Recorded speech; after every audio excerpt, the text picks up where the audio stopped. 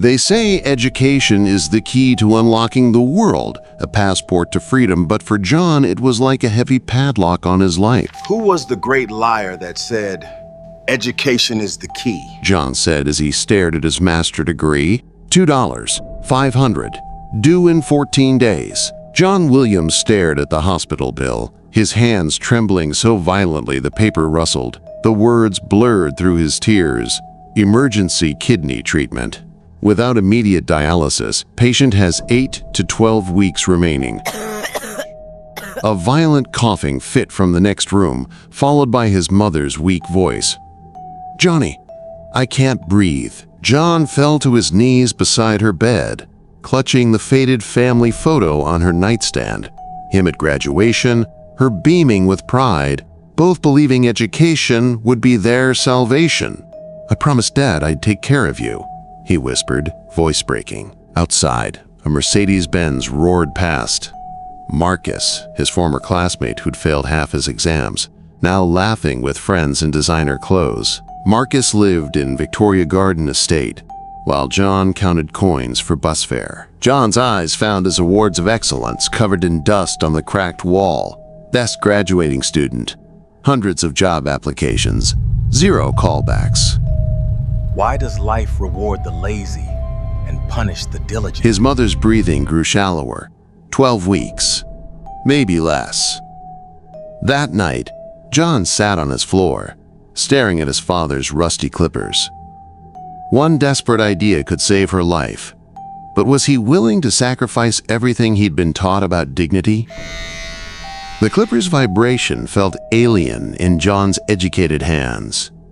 But desperation makes philosophers into laborers. He set up shop on an Alvin Street corner. Day 1, $12.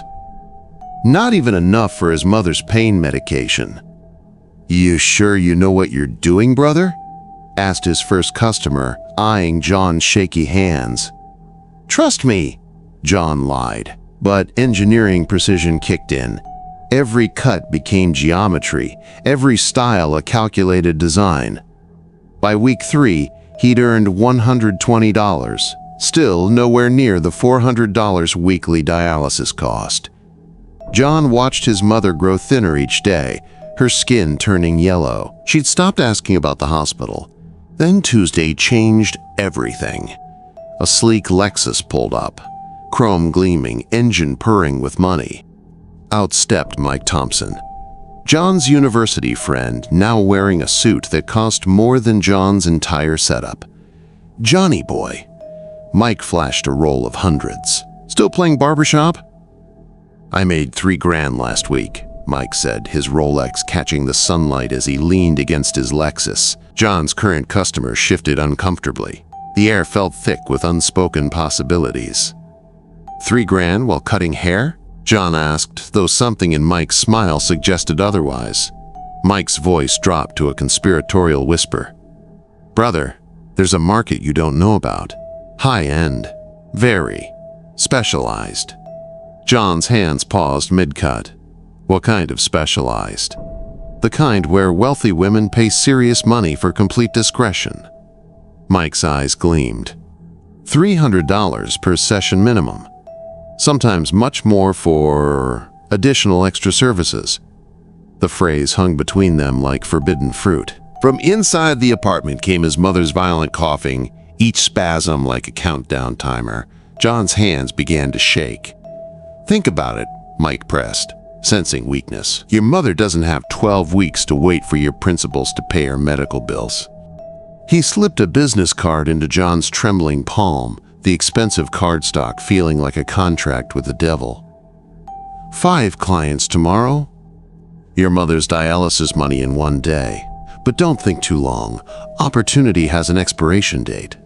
The Lexus purred away, leaving John staring at the card. Inside, his mother's medicine bottle sat empty on the counter. How far would you go to save the person you love the most? John called Mike at midnight, his voice barely a whisper. "I knew you'd see sense."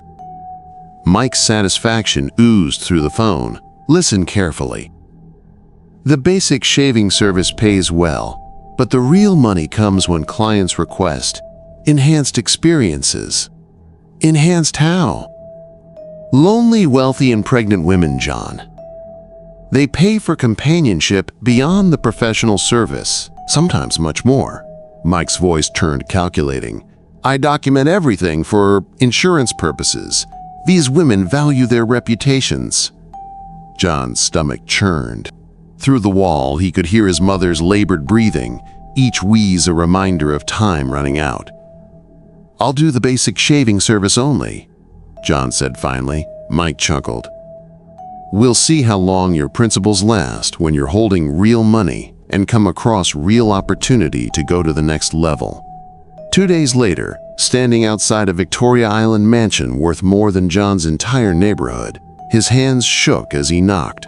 Mrs. Patricia Simon opened the door, nervous, vulnerable, clearly uncomfortable with the arrangement. Flash, his mother's face, her promise to his father, the family photo. Good morning, ma'am. I'm here for your appointment. Before we begin, do you have any medical concerns I should know about? His clinical approach caught her off guard. Professional questions. Hospital-grade sanitization. Respectful boundaries that felt like a protective barrier. John proceeded to give her a very clean shave, the type she has not had in years since she lost her husband's attention. You're different from what I expected, she said afterward, pressing $300 into his palm. That night, John held the money, enough for one dialysis session. His mother smiled for the first time in weeks, but his phone was already ringing with another opportunity. And this time, the offer would test everything he believed about himself. 3 weeks in, John's reputation was spreading through Lagos's elite circles. Word of mouth among wealthy women. There's this professional who actually respects boundaries. Then came the test that would define everything.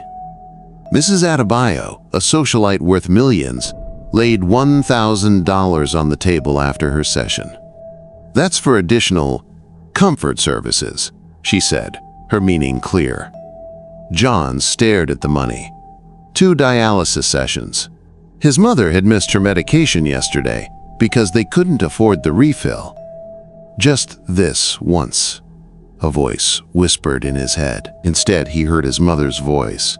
Johnny, integrity is the only thing they can't take from you.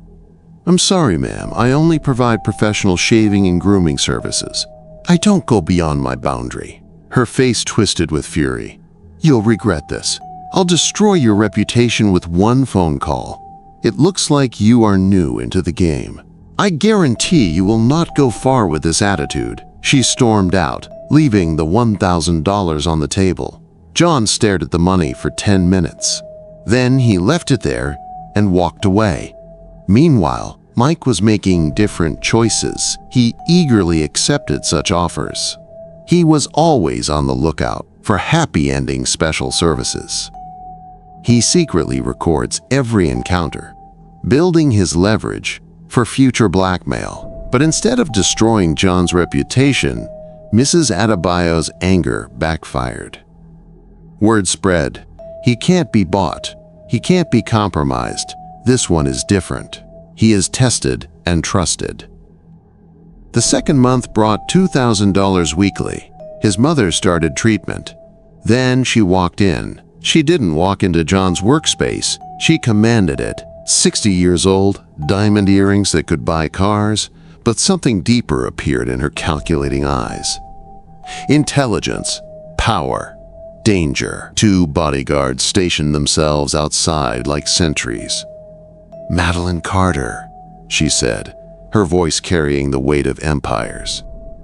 John had heard whispers of the name in Lagos's business circles.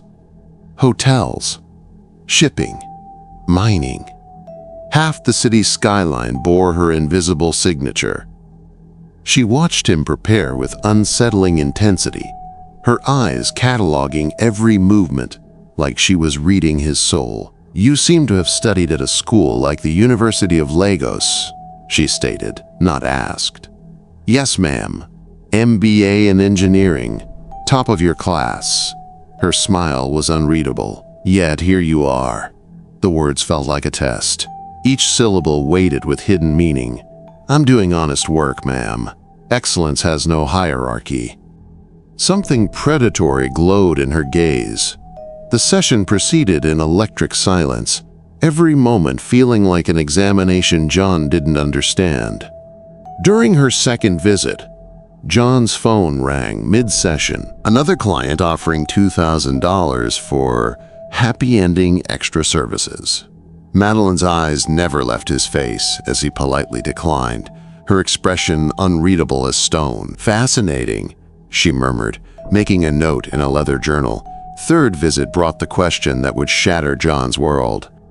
"Mr. John Williams," she said, her voice soft as silk and sharp as steel, "what would you do with $50 million? The question hung in the air like a loaded gun. John's hands stopped moving. Was this another test? A trap? Or something impossible made real? John paused his work. "Excuse me, hypothetically, if someone handed you $50 million and asked you to build something meaningful, what would you build?" The question felt like a trap, but John answered honestly. "A place where women could receive professional wellness services with complete dignity, where excellence met integrity, where—" He stopped, embarrassed. "Where what?" "Where my mother could receive treatment without feeling like a burden." Madeline nodded slowly. "Mr. Williams, I don't need a barber. I need a CEO." 6 months later, John stood in a glass office overlooking Victoria Island. The Royal Wellness Experience was about to open its 5th location. His mother sat in the reception area of their flagship spa, healthy and radiant, greeting clients with the warmth that had raised him. "John," Madeline's voice crackled through his earpiece. "The Dubai investors want to see our expansion proposal. They're offering $10 million for international franchising." $10 million. John remembered counting coins for bus fare. But success attracts enemies. Mike had been watching John's rise with growing resentment. His own exploitative practices had caught up with him. Complaints, threats of legal action. Desperate, he decided to destroy what he couldn't have. The morning of the investor meeting Mike struck. The Carter Industries boardroom hummed with anticipation. Investors from London, Dubai, and New York spread John's expansion proposals across the mahogany table like treasure maps. $10 million balanced on a knife's edge. "Gentlemen, I believe we're ready to," Madeline began. The lead investor's phone chimed. Silence fell like a guillotine blade. His face strained of color as he read. The room's energy shifted. Whispers, exchanged glances, the unmistakable scent of deal death. "Mr. John Williams," his voice carried new suspicion. "There's a blog article here. The dark truth behind Lagos's wellness empire. It claims you've been exploiting vulnerable women." John's world tilted off its axis. The blood in his veins turned to ice water. "I've never..."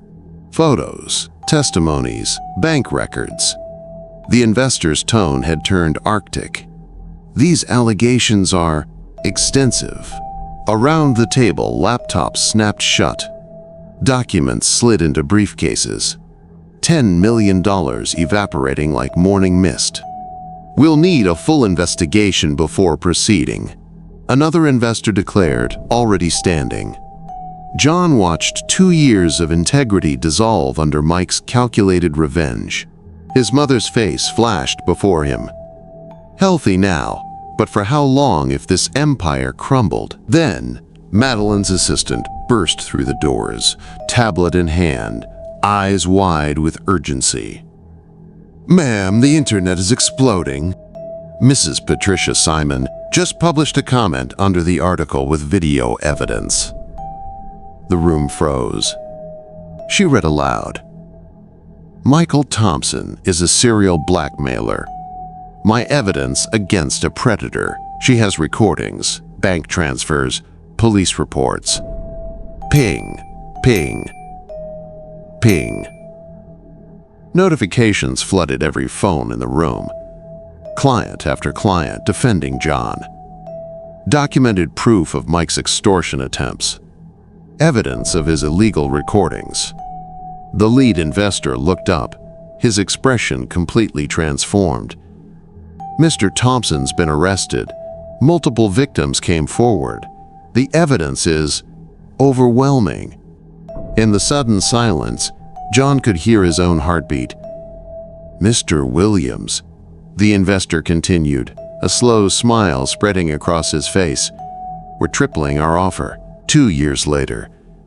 Flashback, John on his knees beside his dying mother clutching rusty clippers. Flash forward, John in a penthouse overlooking an empire. John stood on his balcony, video calling Harvard Business School. Below, the street where he'd once cut hair for $12 now hosted the John Williams Center for Entrepreneurship, a gleaming monument to second chances. "Class," he said, camera focusing on his father's rusty clippers displayed in a gold frame beside his MBA. "Someone asked if I regret my unconventional path." He lifted the clippers, the same ones that had started everything, now polished but still bearing the scratches of desperation. John's first $12 day, his mother's cough, Mike's temptation, Madeline's test, the boardroom crisis. Education gave me the foundation. Character built the house. But this, he held up the clippers, sunlight catching the metal. "This taught me that salvation often arrives disguised as humiliation." Through the glass doors, his mother waved from her director's chair, healthy, radiant, alive. Her voice echoed from memory. "Integrity will get you there, Johnny. How you do anything is how you do everything," John continued, his voice carrying the weight of hard-won wisdom. "Whether you're cutting hair for $12 or managing a billion-dollar empire, excellence is the only standard that matters." As the call ended, John walked to his window. Somewhere in Lagos's sprawling streets, another desperate graduate was probably questioning everything, holding their own version of rusty clippers. John smiled, touching the glass where his reflection met the city skyline. The lesson was simple. When preparation meets opportunity through integrity, miracles become inevitable. And sometimes, the very thing that threatens to destroy your dignity becomes the foundation of your empire.